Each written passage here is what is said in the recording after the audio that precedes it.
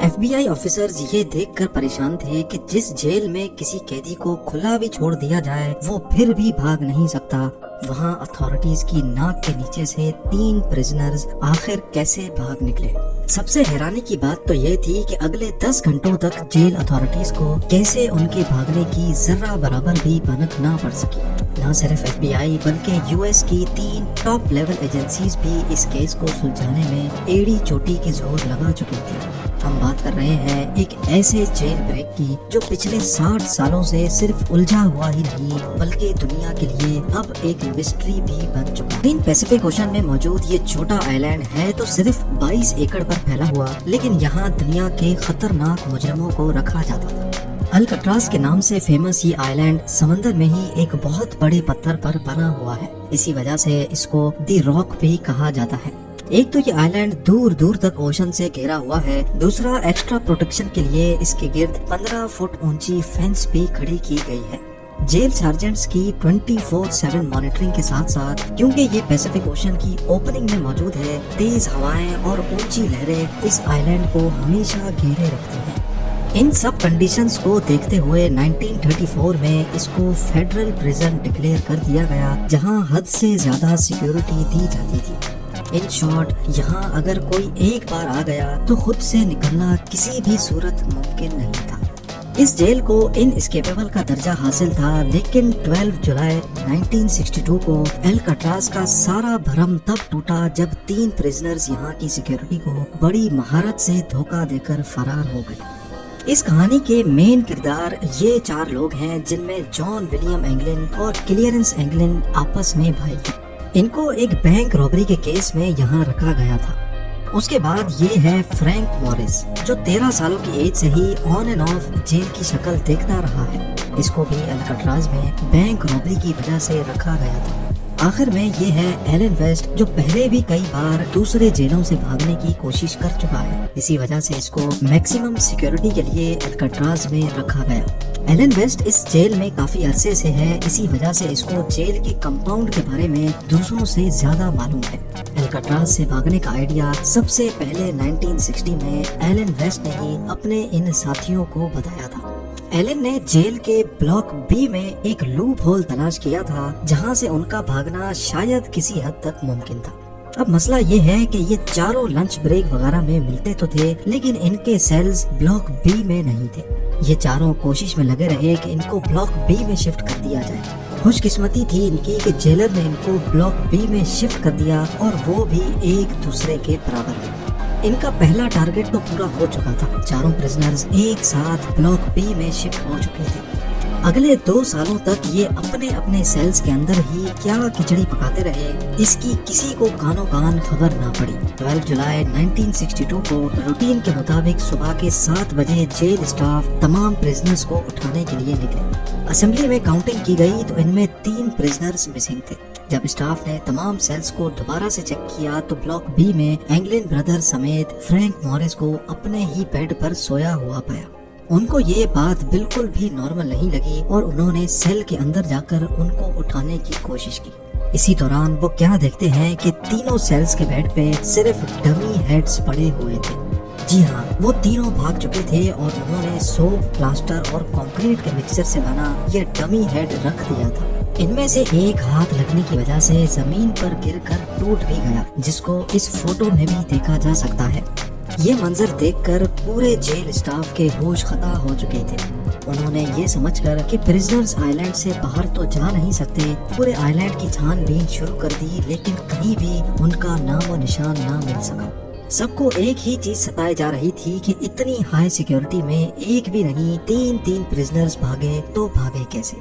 याद रहे कि इन भागने वालों में एलन वेस्ट नहीं था, जिसका असल में ये सारा प्लान था।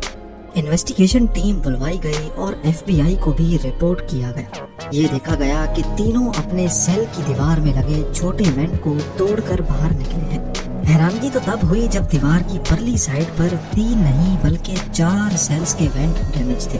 जी हाँ, ये चौथा वेंट एलन वेस्ट के सेल का था, जो किसी वजह से अपने वेंट से बाहर निकलने में नाकाम रहा था। ایلن ویسٹ کو اب اچھی طرح معلوم پڑ چکا تھا کہ اس کے بچنے کا کوئی چانس نہیں ہے، لہٰذا اس نے اسی بات میں اپنی بھلائی مانی کہ انویسٹیگیٹرز کو سارا پلان بتا دینا چاہیے۔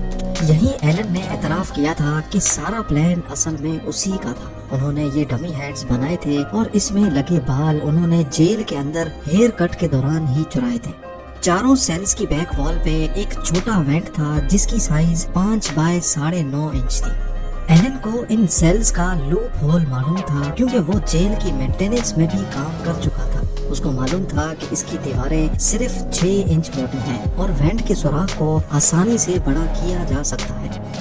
6 مہینوں سے چاروں پریزنرز موقع ڈھونڈ کر اس وینٹ کے گرد سوراخ کرتے تھے۔ وہ کچن سے چرائے ہوئے چمچوں کی مدد سے یہ کام کرتے تھے، جبکہ آخر میں انہوں نے جیل کے ویکیوم کلینر کی موٹر سے ایک ڈرل مشین بھی بنائی تھی۔ وہ اس کھدائی کو سیکرٹ رکھنے کے لیے اس کے آگے اپنے میوزیکل انسٹرومنٹ یا پھر کوئی سامان رکھ دیتے تھے۔ یہ سارا کام خاص طور پر میوزیکل آر کے دوران کیا جاتا تھا جب جیل بلاک میں کافی شور شرابہ ہوتا ہے۔ وینٹ ایک کوریڈور میں نکلتا تھا جہاں کوئی سیکیورٹی نہیں تھی۔ یہاں سے ایک ڈرین پائپ سیدھا بلاک کی چھت پر جاتا ہے جہاں وہ اکثر مینٹیننس کے لیے کام کرتے تھے۔ الکٹراز میں پریزنرز کو بزی رکھنے کے لیے ان سے مینٹیننس کا کام کروایا جاتا تھا۔ یہ چاروں پریزنرز بھی مینٹیننس کرنے چھت پہ جایا کرتے تھے اور اس بہانے وہ اپنے بھاگنے کے پلان کے لیے ہر چھوٹی سے چھوٹی چیز کا جائزہ بھی لیتے تھے۔ چھت سے وہ ایک اور پائپ کو یوز کر کے نیچے اترے اور پھر آئیلینڈ کی 15 فٹ بڑی فینس کو ٹاپ کر بھاگ نکلے۔ انہوں نے اپنی ساری تیاری پوری کر رکھی تھی۔ ربڑ رین کوٹس کو جوڑ کر اپنے لیے ایک انفلیٹیبل رافٹ بھی پہلے سے ہی بنا رکھی تھی۔ یہ رین کوٹس جیل ایڈمنسٹریشن کی طرف سے ہی دیے جاتے تھے جو وہ بہانے سے اکٹھے کرتے جا رہے تھے۔ اس کے علاوہ رین کوٹ سے ہی انہوں نے اپنے لیے لائف جیکٹ کی طرح کوئی چیز بھی بنائی تھی جو کہ رافٹ کے کام نہ کرنے پر ان کو پانی میں ڈوبنے سے بچائے گی۔ پر ایف بی آئی کے لیے اصل سوال ابھی تک یہی تھا کہ بھاگنے والے پریزنرز اب کہاں ہیں۔ ان کے چوتھے ساتھی ایلن ویسٹ نے بتایا کہ پلان کے حساب سے ان کو سب سے پہلے الکٹراز کے نارتھ میں اینجل آئیلینڈ سے گزر کر مین لینڈ میں اترنا تھا جہاں سیکیورٹی نہ ہونے کے برابر ہوتی ہے۔ وہاں سے ان کو ایک گاڑی اور کچھ کپڑے چرانے تھے۔ الکٹراز کے گرد سارے مین لینڈز پر چھان بین کی گئی لیکن کہیں سے بھی چوری یا رابری کی کوئی رپورٹ نہیں ملی۔ امپاسبل سیکیورٹی کو چکما دے کر بھاگنے والے پریزنرز کو سمندر نکل گیا یا پھر ایلن ویسٹ کی کہانی بھی ایف بی آئی کو چکما دینے کے لیے بنائی گئی تھی۔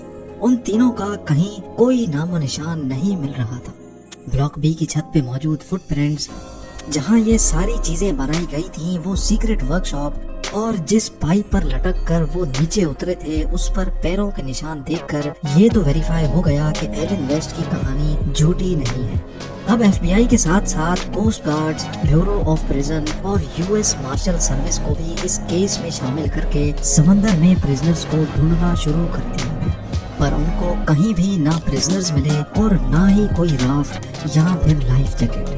یہ پولیس کیس سے ہٹ کر اب ایک مسٹری کیس بننے جا رہا تھا۔ اگلے 4 دنوں میں کوسٹ گارڈز کو تیرتا ہوا لکڑی سے بنا ایک پیڈل ملا جو کہ مانا جاتا ہے کہ اس رافٹ کا ہی پارٹ ہے۔ اس کے بعد رین کوٹ سے بنے 2 بیگز بھی ملے جس میں پریزنرز کا پرسنل سامان جیسا کہ فیملی فوٹو اور لیٹرز وغیرہ موجود تھے۔ اس سے یہ اندازہ لگایا گیا کہ تینوں پریزنرز زندہ مین لینڈ پر نہیں پہنچے کیونکہ یہ آئٹمز ایسے ہیں جن کو کوئی بھی پریزنر آسانی سے نہیں چھوڑتا۔ کوئی بھی ڈیڈ باڈی 2 دنوں کے بعد پانی کے سرفیس پہ فلوٹ کرنے لگتی ہے، لیکن اگلے کئی مہینوں تک انویسٹیگیشن ٹیم کو نہ کوئی باڈی ملی نہ کوئی باڈی پارٹ۔ ایک تھیوری یہ بھی ہے کہ تینوں پریزنرز رافٹ سے نہیں تو سوئم کر کے مین لینڈ پہنچ گئے ہوں گے، کیونکہ 1962 میں اسکیپ کے بعد ایف بی آئی نے انگلینڈ بردرز کی فیملی پر کڑی نظر رکھی ہوئی تھی۔ ان کے ایک بھتیجے ڈیوڈ وڈنر نے ایف بی آئی کو بتایا کہ جان اور کلیرنس کے بڑے بھائی نے موت کے وقت اپنی بہنوں کو بتایا کہ ان کے بھائی صحیح سلامت موجود ہیں اور وہ ان کے ساتھ کانٹیکٹ میں ہیں۔ کئی فیملی ممبرز نے ایف بی آئی کو یہ بھی بتایا کہ فیملی میں چھوٹے بڑے دن پر 2 خواتین عجیب سے میک اپ میں دیکھی گئی ہیں جو شاید جان اور کلیرنس ہی بھیس بدل کر آتے ہیں۔ لیکن اس کے بعد وہ دونوں خواتین کبھی نظر نہیں آئیں۔ اس کے علاوہ اسکیپ کے 15 سالوں کے بعد اینگلن بردرز کے کزن نے برازیل میں دونوں بھائیوں کو ایک کلب میں دیکھا اور ان کی فوٹو بھی کیپچر کر لیا۔ ان کی فیملی کا بھی یہی ماننا ہے کہ یہ اینگلن بردرز ہی ہیں، لیکن یو ایس مارشل سروس کے انویسٹیگیٹرز کا ماننا ہے کہ اس فوٹو میں جو شخص دکھ رہے ہیں ان کی ایج اینگلن بردرز سے میچ نہیں ہوتی۔ یہ آخری بار تھا جب اینگلن بردرز کے زندہ ہونے کی کوئی خبر ملی تھی۔ اس کے بعد آج تک ان کا کوئی اتا پتہ نہ چل سکا۔ اسکیپ کے اگلے ہی سال الکٹراز کو بند کر دیا گیا۔ 1979 میں ہمت ہار کر ایف بی آئی نے بھی آفیشلی اس کیس سے ہاتھ اٹھا لیے۔ اب صرف یو ایس مارشل سروس ہے جہاں یہ کیس ابھی تک کھلا ہوا ہے، اور یہ تب تک کھلا رہے گا جب تک یا تو پرزنرز پکڑے نہیں جاتے، ان کی ڈیڈ باڈی نہیں ملتی، یا پھر ان کی ایج 99 نہیں ہو جاتی۔ الکٹراز آئلینڈ کو آج ایک نیشنل پارک میں بدل دیا گیا ہے، جہاں ٹورسٹ بلاک بی کی انہی سلاخوں کو دیکھ سکتے ہیں جہاں 60 سال پہلے اینگلن بردرز، فرینک مورس اور ان کے ساتھی ایلن ویسٹ قید ہوا کرتے تھے۔ امید ہے زیم ٹی وی کی یہ ویڈیو بھی آپ لوگ بھرپور لائک اور شیئر کریں گے۔ آپ لوگوں کے پیار بھرے کامنٹس کا بے حد شکریہ۔ ملتے ہیں اگلی شاندار ویڈیو میں۔